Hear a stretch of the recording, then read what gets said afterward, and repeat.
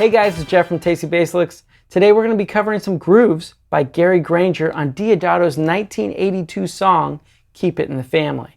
Now, this might not be a well-known song for some of you guys, but I absolutely love all the grooves in the song, so it was something that I wanted to cover. I made an 8-page transcription of the entire song and a drum track to go with it. Both of those things are available for free download in the link below. There's no sort of paywall, and I'm not going to ask you for your email address or anything like that. So with that said, download those, and let's go over these grooves. Coming up next on Tasty Bass Licks.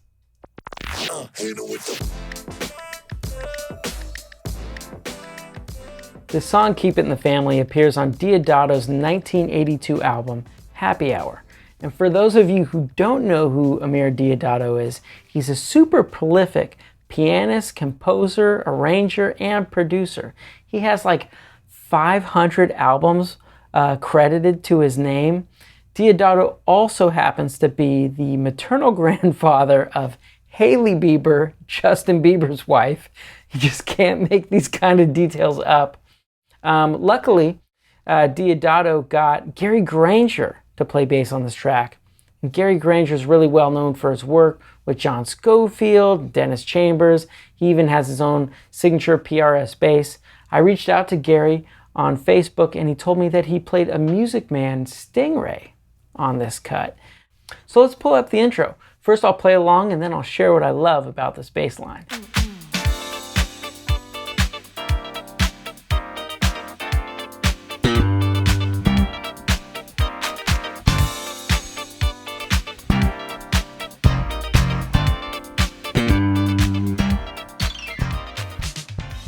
What I think is really cool about this intro is while the drums are playing a 4 on the floor beat, right, which is basically really emphasizing beats 1, 2, 3, and 4, the bass and the piano and also the guitar are really emphasizing the 16th note right before beat 1 and beat 3. And that would be the 2E and or the 4E and that last 16th note right before the downbeat. I think that this is kind of cool because most of the time you hear from your bass teachers, they say, hey, listen to the kick drum and just do that. Well, this is an example of where they did something different and it really worked because everyone else was playing it. These anticipations are a rhythmic motif that is carried through the entire song. That's through the main groove and also through the bridge groove. Let me get into the main groove right now.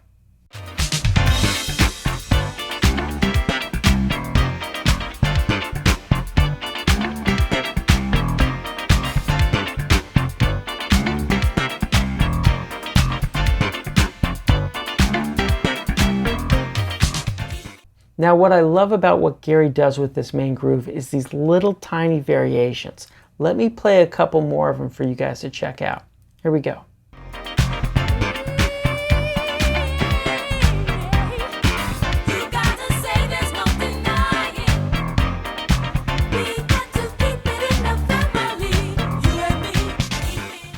Above here in yellow, I've highlighted the main groove in comparison. Let's check out these little tiny variations below. In bar 97, Gary plays this hammer-on, which might be classified as a fill. I'll let you be the judge of that. But in 98, Gary adds this percussive element off and on throughout the song. The same thing in 99. He changes a C to a G. Watch out, because he does this by song section, and it's something that you could miss in the transcription. Now, what's so cool about these variations is Gary's not breaking the groove. He keeps it close enough where it feels like the same thing, but you just get a little spice thrown in.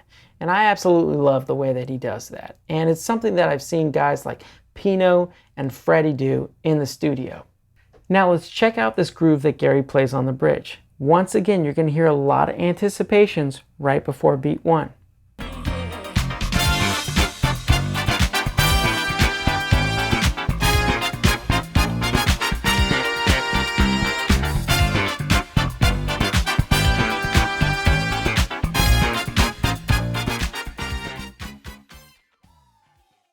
Now, I absolutely love this bridge part. It's something that's very reminiscent for me of like a Jamiroquai song.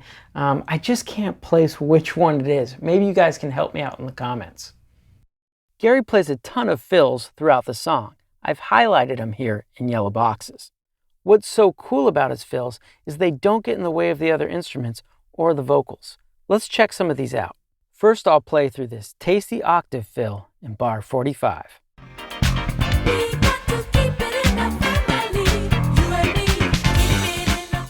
Next, let's check out these fills here in bars 107 and 109. Again, he's not taking away from the groove at all.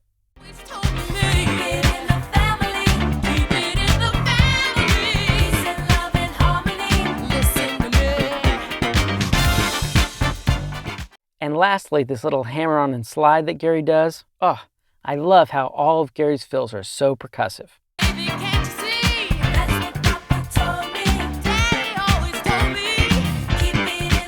Alright guys, that about wraps it up for this episode of Tasty Bass Licks. Now if you enjoyed this kind of highbrow content for the low end, please like and subscribe. I also have a great James Jamerson video over here, a lot of deep cuts in there that you might not have heard before, and another great Pino Palladino video over here about what I learned from him by watching him in the studio. Until next time, cheers.